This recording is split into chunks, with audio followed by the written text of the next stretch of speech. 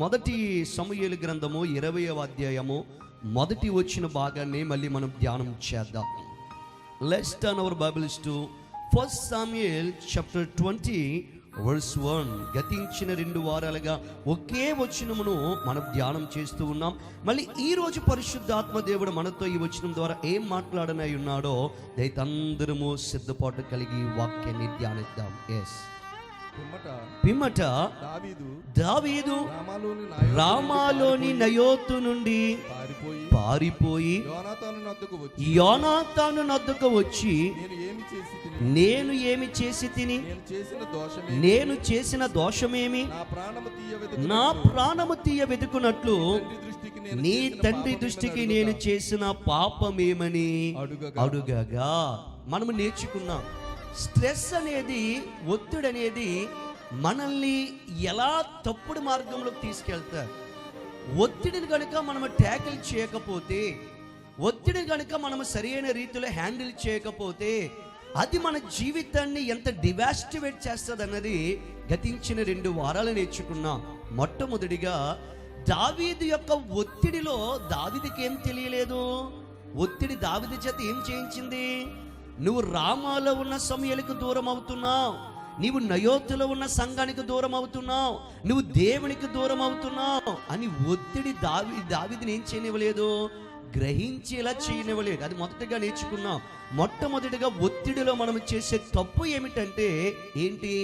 దేవునికి మనము దూరం అవుతాం, ఆత్మీయ సహవాసానికి దూరం అవుతాం, ఆత్మీయ దైవ సేవకులకు మనము దూరం అవుతాం. రెండవది, ఒత్తిడి మన ద్వారా చేయించే రెండవ తప్పు ఏంటో తెలుసా? ఏంటి? ప్రశ్నలు వేయిస్తారు. వాట్ యు హ్యావ్ డన్, నువ్వేం చేసావు, నీకెందుకు ఇలాగయ్యింది, నీ పాపం ఏమిటి, నువ్వు చేసిన దోషం ఏమిటి అని చెప్పి మన చేత అనేక ప్రశ్నలు, మన క్యారెక్టర్ని, మన మోరల్ని క్వశ్చన్ చేసేలా చేస్తుంది ఒత్తిడి అనేది. ఈరోజు మూడవదిగా నేర్చుకుందాం, ఒత్తిడి మన ద్వారా చేయించే మూడవ తప్పు ఏమిటంటే ఎలోన్, అనగా ఒంటరితనాన్ని నేర్పిస్తారు. ఏం నేర్పిస్తుంది? ఒంటరితనం. చాలా జాగ్రత్తగా ఆలకించండి. ఇది జస్ట్ ఒక వాక్యమో లేకపోతే దేవుని యొక్క మాటలో కాదు. అనేక సైకలాజికల్ బుక్స్ చదివి వాటన్నిటిని రిఫర్ చేసి ఈ ప్రస్తుత కాలంలో ప్రెషర్కి గురవుతున్న వారందరికీ విడుదల ఇవ్వాలి. ఎందుకంటే మీకు గతించిన కాలంలో చెప్పాను, ఎంతమంది ప్రెషర్లో ఉంటున్నారు. పర్సనల్ ప్రెషర్తో 42% మంది ప్రపంచవ్యాప్తముగా ఉన్నారు. ఇక పని ఒత్తిడి శాతంలో 27% ఉన్నారు. ఫైనాన్షియల్ ఒత్తిడిలో 25% ఉన్నారు. హెల్త్ ఒత్తిడిలో 22% ఉన్నారు. అనగా మనము కలిసే ముగ్గురులో ఒకరు ఏమవుతున్నారు? ప్రెషర్కి, బాగా హెవియర్ ప్రెషర్కి గురవుతున్నారు. ఈరోజు జాగ్రత్తగా వినండి ప్రియులారా, మీరు అస్సలే దీన్ని పెడచెవిని పెట్టకండి. ఈ ఒత్తిడి అనేది ఎలా ట్యాకిల్ చేయాలో దేవుడు వాక్యం ద్వారా నేర్పిస్తూ ఉన్నాడు. నీ జీవితంలో సౌలు వంటి వారు తరుముతూ ఉన్నారు. దావీదుని సౌలు తరుముతున్నట్లుగా నీ జీవితంలో కూడా ఫైనాన్షియల్ క్రైసిస్ నిన్ను తరుముతూ ఉన్నాయి, ఆరోగ్యపరమైన క్రైసిస్ నిన్ను తరుముతూ ఉన్నాయి, లేదా ఈ కుటుంబ ఇబ్బందులు, శ్రమలు అనబడిన క్రైసిస్ నిన్ను తరుముతూ ఉన్నాయి. ఇప్పుడు సౌలు వంటి పరిస్థితులు దావీదును తరుముతున్నప్పుడు దావీదు ఒత్తిడిలో మొదటిగా దేవునికి దూరం అయ్యాడు. దావీదు ఒత్తిడిలో తనను తాను ఏం చేసుకున్నాడు? ప్రశ్నించుకున్నాడు. ఇప్పుడు మూడవదిగా సౌలు వంటి శత్రువు అనబడే జావలియన్స్ అన్ని దావీదుని తరుముతున్నప్పుడు మూడవదిగా దావీదు చేత ఒత్తిడి ఏం చేయించిందో తెలుసా? ఒంటరిని చేయించాలనుకుంది. ఏం చేయించాలనుకుంది? ఒంటరి చేయించాలనుకుంది. ఎలాగా? అక్కడ ఏమని రాయబడి ఉంది? నాతో కలిసి మాట చెప్పండి. పిమ్మట దావీదు రామాలోని నయోతు నుండి పారిపోయి ఏం చేశాడు? పారిపోయాడు. అంటే ముందు స్ట్రెస్ ఏం చేసింది? రే, నువ్వు ఒంటరిగా వెళ్ళిపో, నువ్వు ఒంటరిగా పారిపో, ఏదో మూలకెళ్ళిపో, ఏదో మూల దాక్కో, నీకు రిలీవ్ ఉంటుంది, నీకు హ్యాపీగా ఉంటుంది అని చెప్పి ముందు దావీదు గారు నయోతులో ఉన్న ప్రవక్తల దగ్గర నుండి, నయోతులో ప్రవక్తలకి అధికారిగా ఉన్న సేవకులైన సమూయేలు గారి దగ్గర నుండి ఒంటరిగా పారిపోవడం మొదలెట్టారు. నయోతు నుండి నయోతు నుండి ఇప్పుడు గిబియాకు వస్తా ఉన్నాడు. ఎవరో దావీదు గారు. ఆ ఒంటరిగా చేసేయాలనుకుంది. ఈరోజు జాగ్రత్తగా వినండి. ప్రెషర్ అనేది ఎలాంటిదో తెలుసా? ఒత్తిడి అనేది ఎలాంటిదో తెలుసా? మనల్ని ఒంటరిని చేయాలనుకుంటారు. ఎందుకు? ఒత్తిడికి బాగా తెలుసు. ఇలా చూడండి, ఒక చిన్న ఉపమానం మీకు చెప్తాను, అందరూ ఇలా చూడాలి. అడవిలో సింహము కానీ పులి కానీ వేటాడేటప్పుడు ఏం చేస్తాయండి? అది హెడ్స్గా ఉన్న వాటిని, కలిసి ఉన్న వాటిని, గుంపుగా ఉన్న వాటిని వేటాడవు. గుంపుగా ఉన్న వాటి మీదకి వెళ్ళి వేటిని చంపో. ముందు ఏం చేస్తా తెలుసా?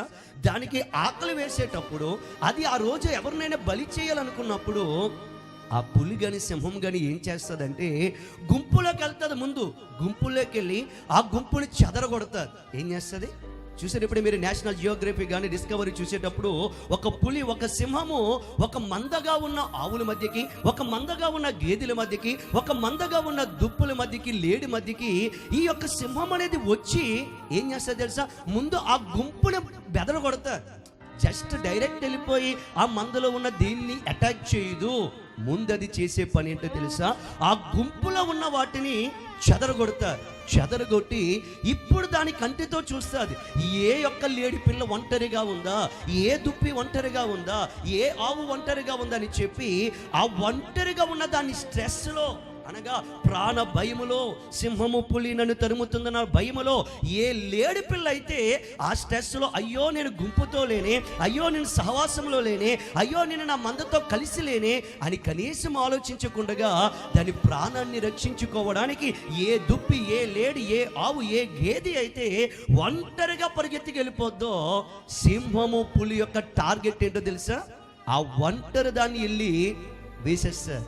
ఆ ఒంటరి దాన్ని వెళ్ళి చంపేస్తుంది. అదే వైల్డ్ యానిమల్స్ యొక్క టాక్టిక్స్. దాన్ని ఏమంటారు తెలుసా? సైన్స్లో ప్రెడేటర్ టాక్టిక్ అంటారు. ప్రెడేటర్ టాక్టిక్స్ అనగా ఏంటి?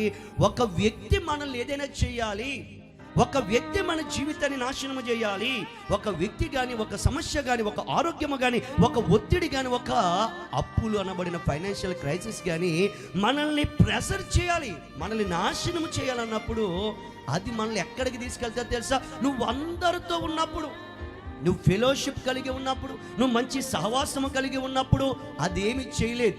ప్రెషర్ అనేది, ఒత్తిడి అనేది మనం ఏం చేస్తా తెలుసా?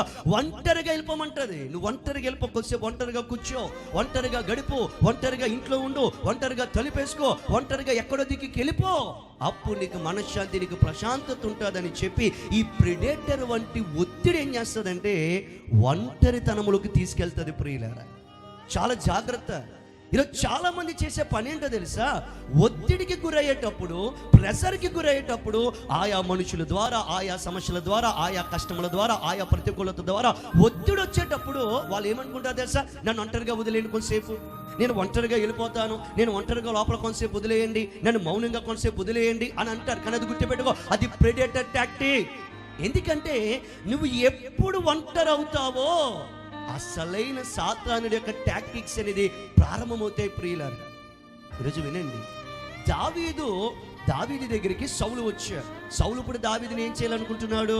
చంపేయాలనుకుంటున్నాడు. ఇప్పుడు ఆ చంపేస్తాడు సౌలు అన్న భయములో, ప్రెషర్లో, టెన్షన్లో, ఒత్తిడిలో దావీదు ఏం చేశాడు? రామాలో, అయోధ్యలో నుండి పారిపోయాడు. ఒంటరిగా పారిపోయాడా? నలుగురిగా పారిపోయాడా?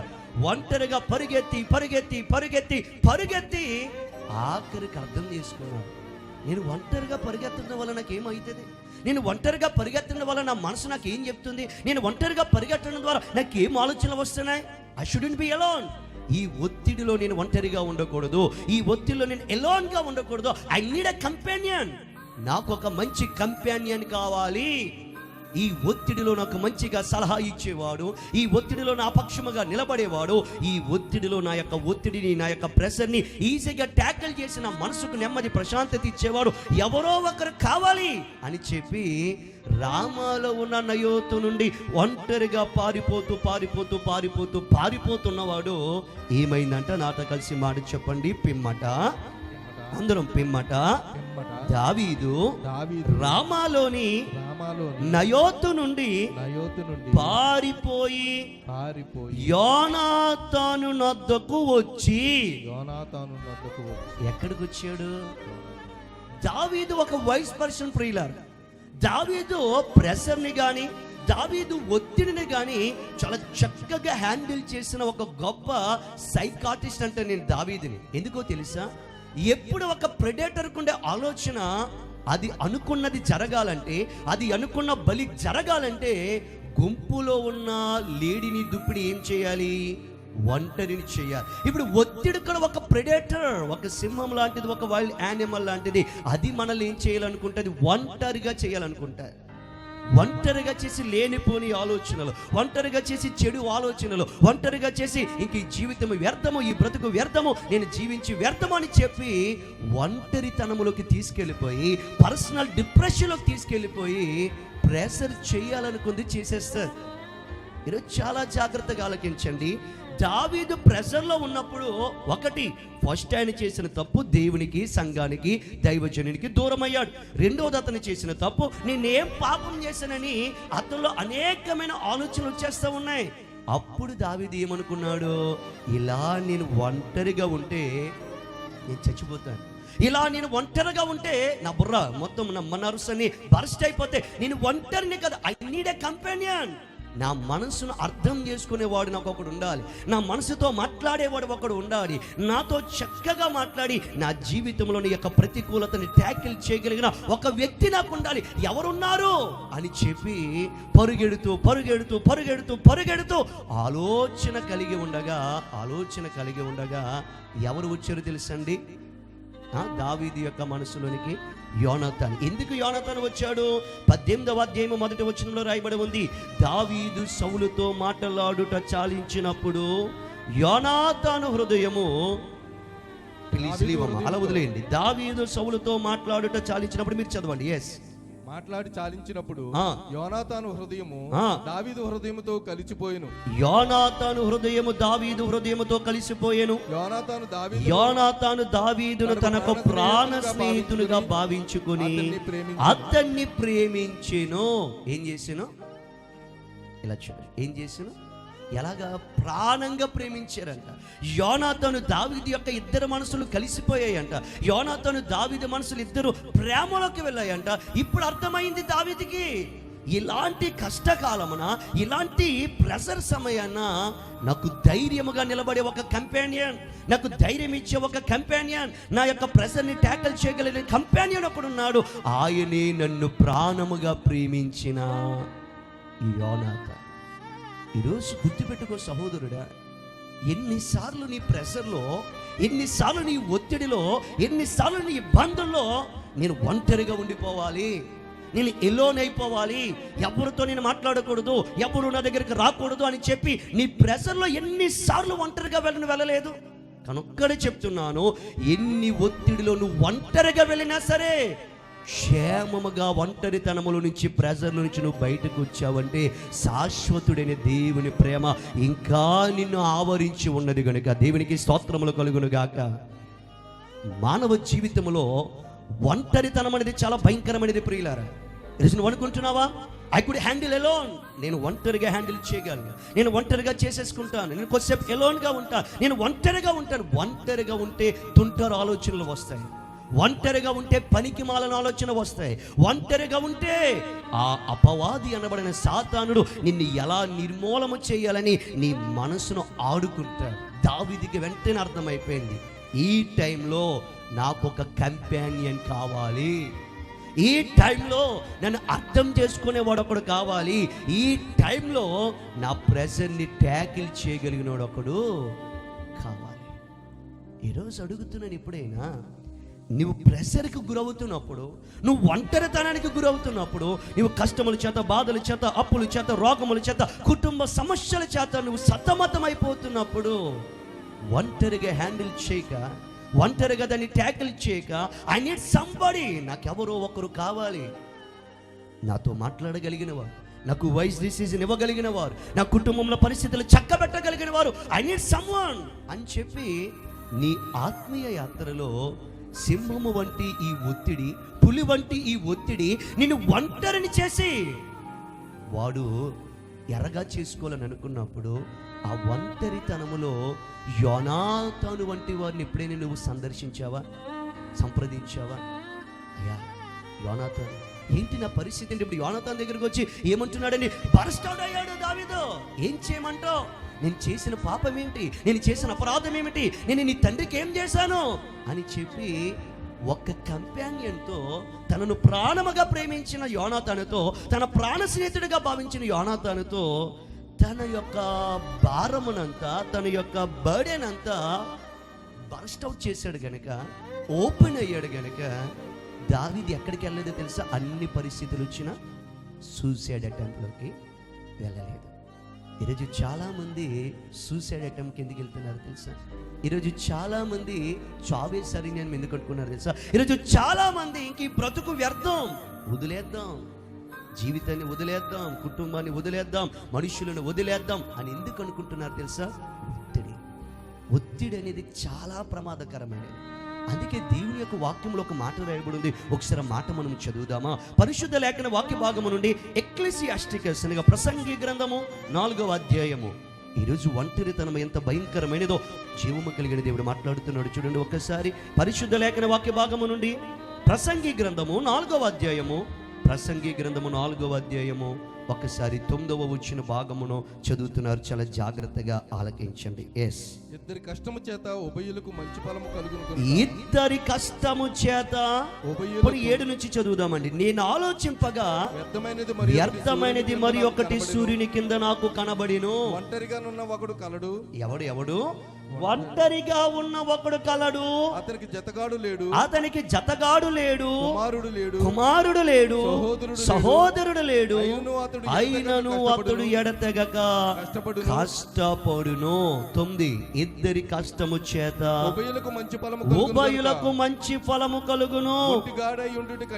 ఒంటిగాడై ఉండుట కంటే ఇద్దరు కూడియుండుట మేలు. వారు పడిపోయినను ఒకడు తన తోడి వానిని లేవనెత్తు.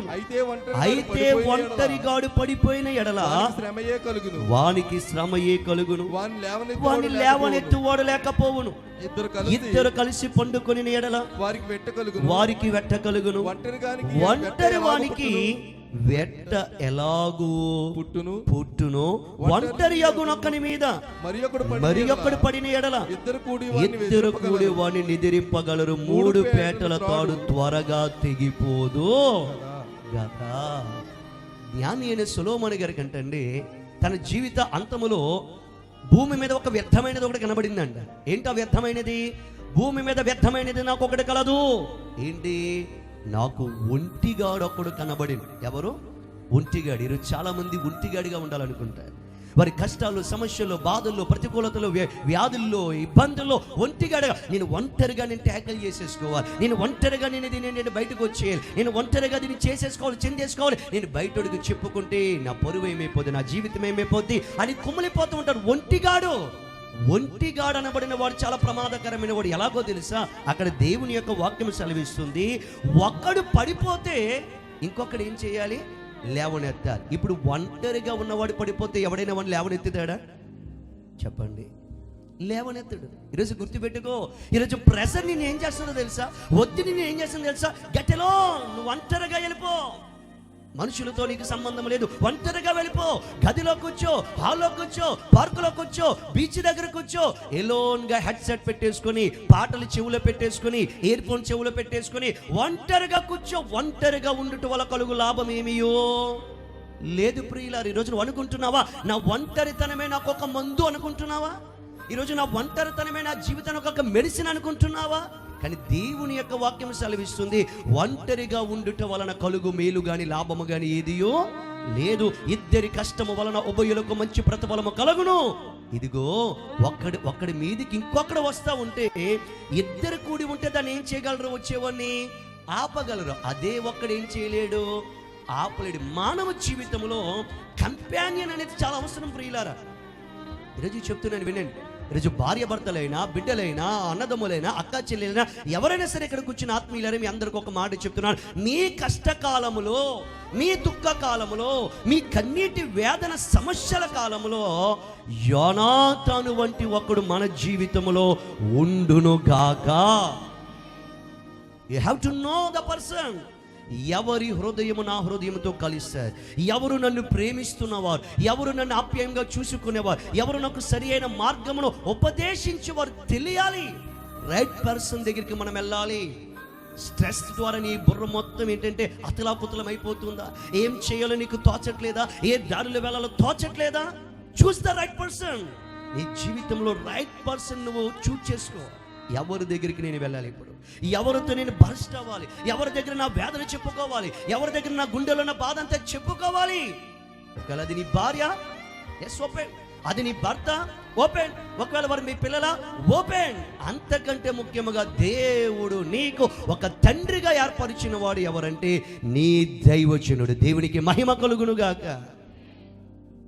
ఈరోజు కష్టములో నేను ఒంటరిగా ఉంటాను అనుకో. ఒక ఒంటరితనం అనేది బుద్ధిహీనత.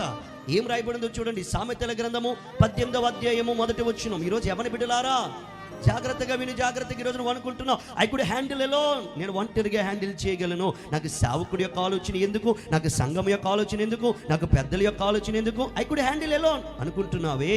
సామెతల గ్రంథము 18వ అధ్యాయము 1వ వచనం ఏమనుంది? వేరుండగోరువాడు ఎవరంటే వేరుండుగోరువాడు, వేరుగా ఉండువాడు, స్వేచ్ఛానుసారముగా నడుచువాడు, అట్టివాడు లెస్సైన జ్ఞానమునకు విరోధి. ఏంటంటే మాటకు అర్థం ఏమిటి? నాతో కలిసి అందరూ చెప్పండి. వేరుండగోరువాడు, స్వేచ్ఛానుసారముగా నడుచువాడు, అట్టివాడు లెస్సైన జ్ఞానమునకు విరోధి. ఏంటి వేరుండడం అంటే ఏంటి? ఈరోజు మన యొక్క కష్టాల్లో, ప్రెషర్లో, ఒత్తిడిలో మనం వేరుండాలనుకుంటాం, అందరికీ వేరుగా ఉండాలనుకుంటాం, అందరికీ దూరముగా ఉండాలనుకుంటాం, అందరికీ ఎలోన్ అయిపోవాలి, ఒంటరిగా ఉండాలనుకుంటాం. నువ్వు అది అనుకుంటున్నావా గొప్ప జ్ఞానం అని చెప్పి? నేను పెద్ద జ్ఞానిని, నేను ఒంటరిగా ఉండిపోయాను, అందరికీ దూరంగా ఉన్నాను, నేను ఒంటరిగా ఉండిపోయాను, అది జ్ఞానం అనుకుంటున్నావా? అది స్వేచ్ఛ, అది స్వేచ్ఛ, ఫ్రీడమ్. ఇక నీ బ్రతికి అడ్డు అదిపేం లేదు, స్వేచ్ఛ. వేరుండుగోరువాడు, స్వేచ్ఛానుసారముగా నడుచువాడు, అట్టివాడు లెస్సైన జ్ఞానం. లెస్ అంటే ఏంటి? ఎక్కువ జ్ఞానానికి విరోధి. అది అసలు జ్ఞానమే లేదు. వాడి జ్ఞానము సంపాదించుకోవాలన్న హృదయము లేదు. వాడి జీవితాన్ని ఎలా బయటికి రప్పించుకోవాలో వాడికి తెలియట్లేదు. లెస్ అయిన జ్ఞానం. గుర్తుపెట్టి, ఈరోజు నీ ఒంటరితనము జ్ఞానం అనుకుంటున్నావు, ఈరోజు నీ ఒంటరితనము లెస్ అయిన జ్ఞానం అనుకుంటున్నావు. కాదండి. ఏ వ్యక్తి అయితే ఒంటరిగా ఉండి నా పరిస్థితులను నేనే చక్కబెట్టుకోవాలనుకుంటాడో వాడికి ఏం లేదంట, లెస్ అయిన జ్ఞానం లేదు. వాడి విరోధి, జ్ఞానానికి విరోధి. అంతెందుకండి, దేవుడిని యెహోవా మానవుడిని సృజించాడు, ఆదాముని సృజించి ఏమన్నాడు ఒక మాట? అసలు సృష్టి క్రమమే మానవ జీవిత ఆరంభమే దేనితో ప్రారంభమైంది? ఒకసారి చూడండి, ఆదికాండము 2వ అధ్యాయము 18వ వచనం. ఆదికాండము 2వ అధ్యాయము 18వ వచనం. నీ యొక్క పెళ్లిలో చదివిన వాక్యం ఇది. ఆదికాండము 2వ అధ్యాయము 18వ వచనం. మరియు దేవుడని యెహోవా నరుడు ఒంటరిగా నుండుట మంచిది కాదు, వానికి సాటి అయిన సహాయమును వాని కొరకు చెయ్యుదుననుకొనెను. ఏంటి దేవుడని యెహోవా ఏమన్నాడు? నరుడు ఒంటరిగా నుండుట మంచిది కాదు, అందుకు భర్తను ఏర్పాటు చేశాడండి, అందుకు భార్యను ఏర్పాటు చేశాడండి. తెలుసు, ఆత్మీయుడ చాలా జాగ్రత్తగా ఆలకించు. నువ్వు ఒంటరిగా కూర్చొని దీన్ని సాధించు. ఈరోజు ఒక మాట చెప్తున్నాను, భార్యాభర్తలకు ఒక మాట చెప్తున్నాను. భార్యాభర్తల బంధం అనేది ఎలా ఉండాలో తెలుసా? భార్యాభర్తల బంధం ఎలా ఉండాలో తెలుసా? నీ భర్తకు ఏ కష్టం వచ్చినా సరే, నీ భర్త యొక్క మనసులో ఏ వేదన కలుగుతున్నా సరే, నీ భర్త ఏ ప్రశ్నతో సతమతం అయిపోతున్నా సరే, నా భార్య దగ్గరికి నేను మాట్లాడితే, నా ప్రియసఖి దగ్గరికి నేను మాట్లాడితే, నా ప్రేయసి దగ్గరికి వెళ్ళి నేను మాట్లాడింది, నా సహభాగమైన ఏంటంటే నా శరీరంలో, నా ఎముకలో ఒక భాగమైన నా పిల్లల దగ్గరికి వెళ్ళి నేను మాట్లాడితే నా మనసు నెమ్మది. అన్న నమ్మకు భార్యలారా, మిమ్మల్ని బట్టి మీ భర్తకు రావాలి. ఈరోజు భర్త ఎందుకు పరాయి వారి యొక్క సాంగత్యం కోరుతున్నాడు? ఈరోజు భర్త ఎందుకు పరాయి యొక్క ఆడదాని యొక్క సాంగత్యం కోరుతున్నాడు అంటే, you are fail as a wife. నువ్వు ఒక భార్యగా ఫెయిల్ అయ్యావు. ఎందుకు తెలుసా? ఇప్పుడు దావీదు గారి టెన్షన్లో ఒకటే గుర్తుపెట్టుకో, ఆయన ఎప్పుడు ఒంటరిగా ఉండాలనుకోలేదు. ముందు దావీదు గారు మేకాలు ఒక ఇంట్లో ఉంటే తీసుకొచ్చిండ నేను చంపేస్తాను అన్నాడు సౌలు. పంపించాడు, సైనికులను పంపించాడు. అప్పుడు మీకాల్ ఏం చేసింది? ఒక విగ్రహాన్ని తెచ్చి దావీదు స్థానంలో పెట్టి దాని మీద మేక తలను పెట్టి అదంతా చక్కబరిచి ఏం చేసింది? దావీదు గారిని అవతల కిటికీ నుంచి పంపించేసింది. ఇప్పుడు వినండి, దావీదు పారిపోతూ ఒంటరిగా వెళ్ళిపోయేది అరణ్యంలో ఉంది. ఎవరి దగ్గరికి వెళ్ళాడు? సమూయేలు గారి దగ్గరికి వెళ్ళి, నన్ను ఏం చేయమంటావయ్యా, నా పరిస్థితిని ఏం చేయమంటావయ్యా అంటే సమూయేలు గారు ఏం చేశారు? అతను తీసుకుని నయోతులు ఉన్న ప్రవక్తల దగ్గరికి వెళ్ళాడు. అక్కడ మళ్ళీ సౌలు వచ్చేసాడు. మళ్ళీ దావీదు ఒంటరిగా పరిగెత్తి నేను ఒంటరిగా వెళ్ళకూడదు అని చెప్పి మళ్ళీ ఎవరి దగ్గరికి వచ్చాడు నమ్మకం కలిగి? అంటే యోనాతాను అనబడిన నన్ను ప్రేమించేవాడి దగ్గరికి, తన మనసును నాతో కలిపిన వాడి దగ్గరికి నేను వెళ్ళి నా బాధ పంచుకుంటే, నా ప్రెషర్ పంచుకుంటే I could handle this pressure, ఈ ప్రెషర్ నేను హ్యాండిల్ చేయగలను నమ్మకం ఉందండి దావీదుకి యోనాతాను మీద. సో భార్యలారా, నీ మీద నీ భర్తకి నమ్మకం ఉందా? నా భార్య నేను నా బాధను పంచుకుంటే, నా ప్రెషర్ పంచుకుంటే ఐ కుడ్ రిలాక్స్ సంహౌ, నేను కొద్దిగా నేను రిలాక్స్ అవ్వగలను. ఈరోజు భార్యలు అనబడిన వారు ఎలా ఉండకూడదు తెలుసండి? ఈరోజు చెప్తున్నాను వినండి. మగవాడు అనబడిన వాడు బయట ఉద్యమం నుంచి శాంతన వరకు అనేక ప్రెషర్స్లో తిరుగుతాడు, అనేక ఒత్తిళ్ళలో తిరుగుతాడు. నిన్ను ఎలా పోషించాలి, కుటుంబాన్ని ఎలా పోషించాలి, బిడ్డల ఫీజులు ఎలా కట్టాలి, వారి జీవితంలోకి ఏం చేయాలి, వారి పెళ్ళిడికి వచ్చినప్పటికి ఏం చేయాలి, ఇలా అనేకమైన ప్రెషర్స్తో సతమతమవుతాడు. అలాంటి భర్త ఇంటికి రాగానే ఇల్లు ఎలా ఉండాలో తెలుసా? ఒక పరలోకంలో ఉండాలి. దేవునికి స్తోత్రము కలుగును గాక. ఈరోజు చెప్తున్నాను విను, ఇంటికి వచ్చినప్పటికీ కూడా మనశ్శాంతి లేదా? నీవు నీ భర్తకి మనశ్శాంతి ఉంచట్లేదు. ఏకేయటం, రక్కేయటం, పోరేయటం, ఇదే మాటలు. ఏంటి ఈ బతికేంటి, ఇదేంటి, ఏం చేసావు, ఏం చేద్దాం అని చెప్తే నీ భర్త ఓపెన్ అవ్వలేడు నీ దగ్గర, తన ప్రెజర్ చెప్పుకోలేడు. అప్పుడు ఎక్కడికి వెళ్తాడో తెలుసా? బీరకాయల దగ్గరికి వెళ్తాడు, ఆ బ్రాంతి కొట్టుల దగ్గరికి వెళ్తాడు. అక్కడికి వెళ్ళి ఒక అంశం ఏదో వేసి పక్కన కొడుతూ తన బాధను పంచుకుంటాడు. ఇల్లాలి గది నీ బాధ్యత కాదా? ఈరోజు భర్తలారు ఒక మాట చెప్తున్నాను, నీ భార్యకి నీ ఒక యోనాతాను వలె కనబడాలి. దేవునికి స్తోత్రము కలుగును గాక.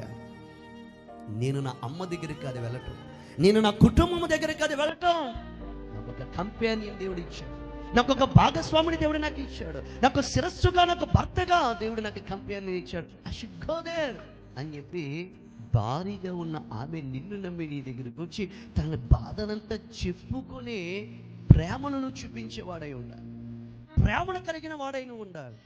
అప్పుడు ఏ కుటుంబమైన ఎలా ఉంటుందో తెలుసా?